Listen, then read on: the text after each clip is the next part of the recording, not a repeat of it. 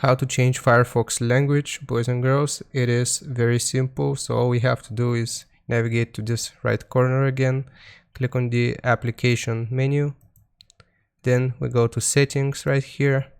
All we have to do is scroll down a little bit and it's right above the downloads folder location change. I have a video on this. So as you can see, it says what current language you're using. I'm using English US.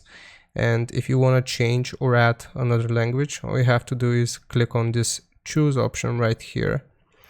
Then from here, you press on select a language to add.